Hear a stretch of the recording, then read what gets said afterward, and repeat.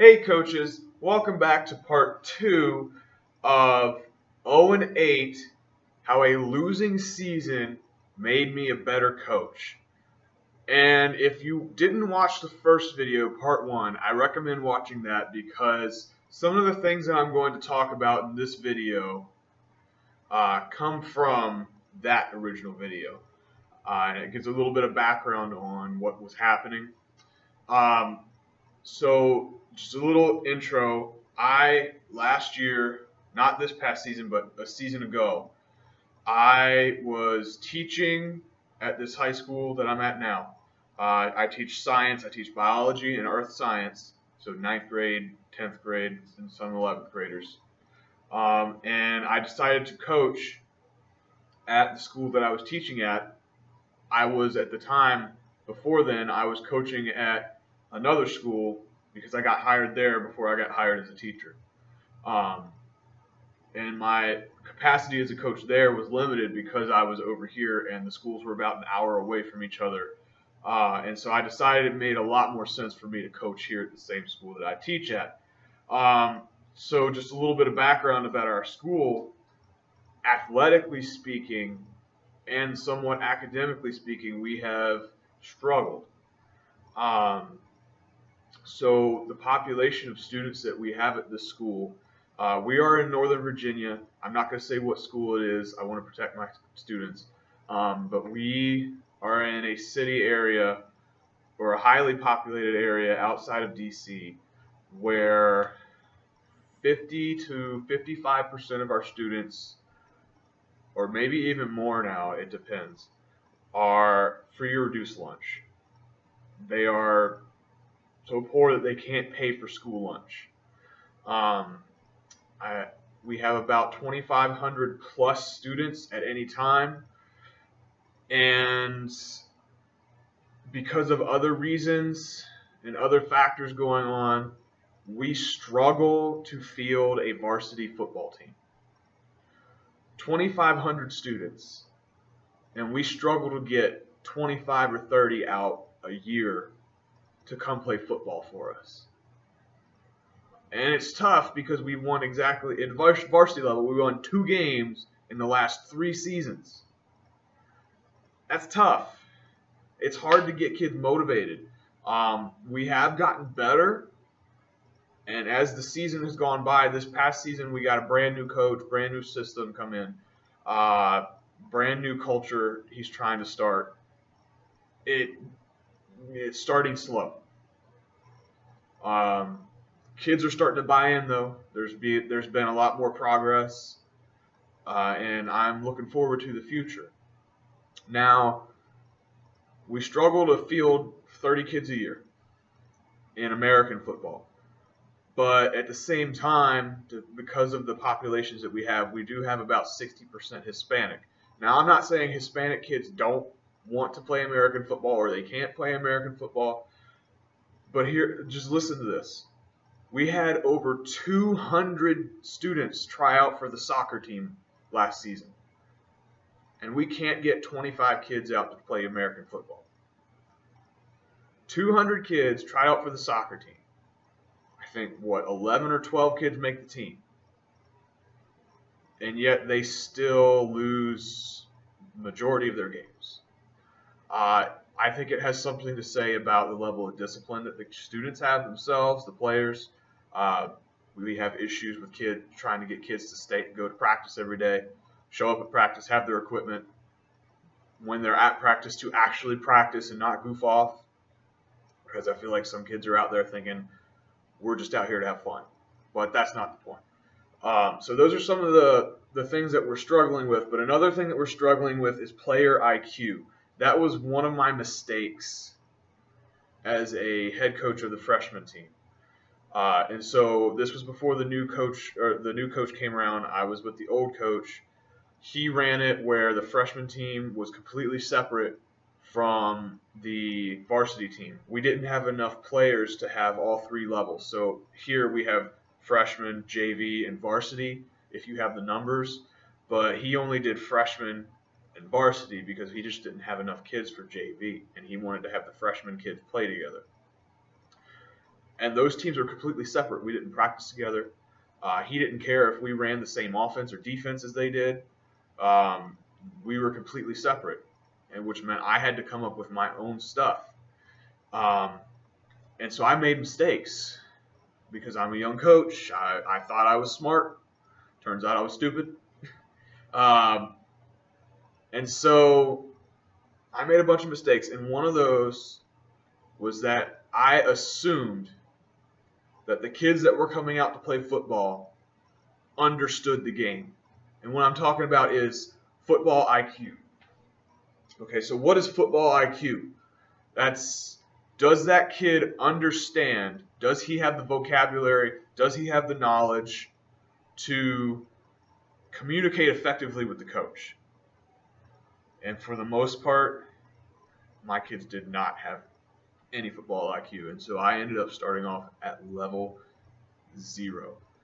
I really feel like I probably should have come in day one with a football in my hand and said, "Good morning, kids. This is a football." That's the level of football IQ that I was dealing with. And I'm not trying to jump on these kids because I had made the assumption that these kids were coming out to play football, that they had played football maybe at the youth level or at the middle school level before, and so that they had a little bit of knowledge about what was going on. And it turns out most of the guys who came out for our team had never played organized football before. And I didn't have a plan for that because I had made the assumption they knew what was going on. So that was one of my biggest mistakes. And so I was the freshman coach. So I was dealing with 9th grade kids, 14, 13, sometimes 15 years old, depending on whether they passed before. And so I had never once in my life thought that as a coach, I would need to teach a 15 or 14-year-old kid how to stand in a single file line so that we could efficiently get through a tackling drill. Day one, they started to blob, getting to a blob, an unorganized blob, when I tried to get them through a tackling circuit. Yeah, I never thought I would have to do that. But now that I've done it, I will expect that's probably what I'm going to end up getting, especially if I'm coaching here at this school. The way that the schools work around here, the way the school systems work around here, each school has a specialty program academically. And any kid from any school can apply to get into another high school into that specialty program. And in all honesty, it doesn't even have to be that. They could just apply to go to that school for whatever reason. We have over 400, I think it's 300 or 400 students who are supposed to be, this is their base school, but they are going to other schools across the county because they don't want to go to this school. Unfortunately, we have the perception of being a bad school. It's not really the case. Maybe in the past it was, but we have great teachers. We have administrators who have been here for a few years. We're getting a good culture going. And there's a lot of good change, a lot of good things that are happening here inside the school, but people outside the school don't see that because we still have some struggles with standardized tests at the end of the year. We still have struggles getting kids to pass. We still have struggles getting kids to graduate. And it's difficult. It's struggles. And it's struggles that many of you other coaches are probably going to be dealing with too, depending on what type of school you're at. But I'm going to try to get back to this. Football IQ, we had none of it. Okay? And one of the big issues that we had was many of the kids were showing up and they were telling me that I played Madden all the time. I'm really good at Madden, so I should be good at this. I'm going to be great. Madden skills and real football skills are not the same. There are certain things on Madden that could help you understand real football, but for the most part, taking that skill set, putting it into a real football setting will not help you at all. That was also another story for another time. I had a parent who was mistaken about that as well, because they were playing Madden and watching football, and they thought that their kid, who was also playing Madden, playing flag football with their friends on Sundays or something, I'll tell you the story later, that they should have been playing more because it was the same thing. It's not. So one of the stories that I want to talk about was football IQ. Do they understand the rules of the game? Do they understand the fundamentals? Do they understand just the vocabulary that's coming out of my mouth? Because as a coach, I have a lot of vocabulary that is very specific to our sport that will never be used outside of our sport. And so many of the times I will say something like zone block. They've never heard of zone blocking before. If they had played before, their coach just told them to take a step to the right and go. Or that's your man, go block him. So I was trying to teach zone blocking one time. And we were doing the drill. See if I can get a good place here. Where you had two offensive linemen here. And I would have a guy with a dummy here. Another guy with a dummy here. And I would send these guys somewhere. To the left, to the right, somewhere. And let's say I wanted to go zone block right. I would tell the guy, take a step to the right. And you're blocking whoever's in your zone. Take a step to the right, you're blocking whoever's in your zone. Don't worry about if this guy's in front of you and he goes that way. Don't chase him. That particular drill, it took me, I thought it would take me maybe 5 minutes to explain what was going on. And then I wanted to get lots of reps in because I was coaching the O-line at the time. And I wanted to get lots of reps in. We were trying to do some zone principles in our offense. I was met with blank stares when I was trying to explain that they should not be chasing after that man. They should be going to a zone. They didn't understand what a zone was. And I was not prepared for that. I will be now, okay? Because I now that I know that I will have to deal with stuff like that, I will now prepare myself to have to explain those things to new guys. So that's not the only thing that happened. Our very first game, all right, this is a story.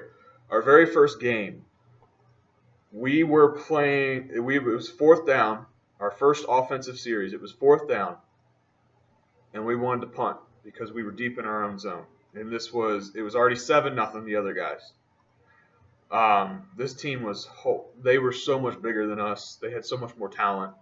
It ended up being a 14-0 game, which was a lot better than what I thought it was going to end up being because they scored 2 touchdowns on us quickly, and I thought we were going to get blown out. But we came back, played well in defense. We just couldn't get our offense going. Fourth down, we're punting. We do a shield punt.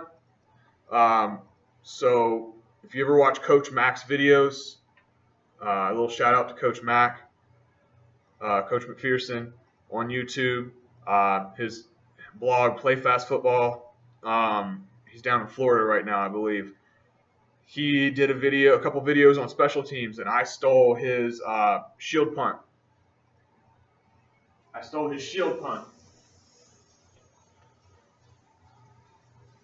So I would have snapper, a couple of guys, 1, 2, 3, and punter. Okay, and so this was the shield. These guys were about 2 yards apart, 2 yards apart, 3 yards apart. And so these guys were my gunners. I would have had I had receivers, lots of receivers. I had a receiver at that point, and this was like this guy right here in particular. He was what I believe was my smartest kid on the team. Okay, and he was very vocal, very much leader of the team. He had played organized football before, and so I thought I didn't have to worry about him. We punt the ball off, and it's a decent punt, sails in the air. It's in the air for a long time, long enough for our gunners to get downfield and be able to field the ball. The returner is about ready to catch the ball. I can't remember if he called fair catch or not. I don't believe he did. I believe he was trying to return the ball. But he was about to catch the ball. And this guy, the one that I thought was my smartest kid on the team, I thought he had good football IQ, tackles the other kid before the ball ever reaches him. Oh, I was on the sideline, and I was like, "Here, come here." And I was a little bit flustered at that point because I was frustrated. Nothing was working for us, and we were losing. And I said, "What the heck were you doing? What did you think you were doing? Why did you tackle that guy?" And he's literal words. He said, "Coach, you told me to tackle the returner."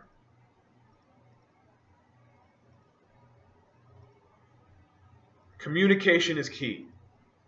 It was probably my fault for not spending enough time in practice teaching them the rules of the game. Understand the rules of every position.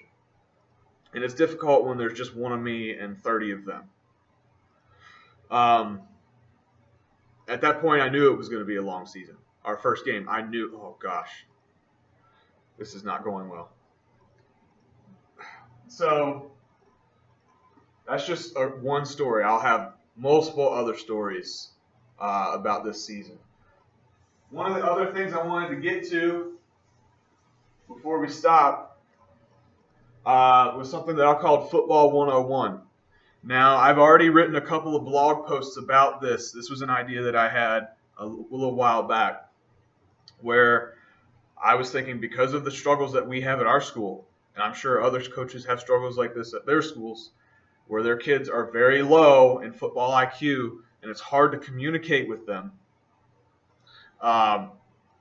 you should probably have some system where you or one of your assistant coaches is teaching these kids just the very basics of football, understanding football. So I was including stuff like vocabulary, all the vocab that we have for football, the rules, so rules of the game, the baseline rules, what you can and cannot do, your expectations. So rules and expectations are separate because this is what you as a coach are expecting your players to do. And I would also think if you have the time for it, and I've seen other coaches do something similar to this. I've seen where you have the parents get involved with this. Maybe invite the parents to come to the Football 101 sessions. I've seen where some coaches will, after practice, they'll have a completely separate practice with the mothers of the football players. And they'll put the mothers through a simulated practice for them to understand what their kids go through every day. And also to teach them a little bit about football so that they understood football. I think that's a great idea, personally. One idea, I'm going to go into Football 101 again in more detail with other videos, at least I plan to. One of my ideas was when I was back in college, when I was taking chemistry class, we had to take a lab safety quiz before we ever got into the lab to mess with chemicals. And if you did not pass, if you did not get an 80% or above on that safety quiz, you had to go to a 2-week night session on lab safety and retake that quiz. And if you didn't pass it again, you had to go back and do it all over again. And you were not allowed in the lab until you passed that quiz. I thought maybe as a coach, depending on what you want to do on offense, defense, whatever you want to do, you come up with your own football IQ quiz. And if you're just starting out with this, I would have every kid on the team, every kid who wants to play has to take this quiz. I would start doing this in the off season. Now that the off season started, I would start it in the off season. so that you don't spend so much time during 2 days or the first couple weeks of practice doing this. Take that quiz. If they don't pass it to your liking, then you put them through Football 101. And in all honesty, any kid who is new to the program would go through Football 101 anyways. This is where you would teach them explicitly, show them what each vocabulary term means. What does it mean to be in a 2-point stance? What does it mean to be in a 3-point stance? What is the alignment? What are the formations that your offense is going to use? You know, all this kind of stuff that you want them to understand that you don't want to have to take time out of practice to do. You might want to do it in the off season if you have the chance. If not, this is a good thing to do over the summer, right before practice or at the very beginning. I think you need to take the time to do this, especially with the young guys who are just coming into the program, so that they understand what's going on. I'm going to stop here. I have plenty of more stories about this 0-8 season, plenty of more reasons why it made me a better coach, plenty of other mistakes that I made. And I'm going to try and go into more detail with those in other videos. If I missed anything, please let me know. If you want me to answer any questions, or if you want me to go over something in particular, please leave comments. Please subscribe to my channel. Check out my blog. Follow me on Twitter. Hit me up. Okay? And always remember to stay obsessed.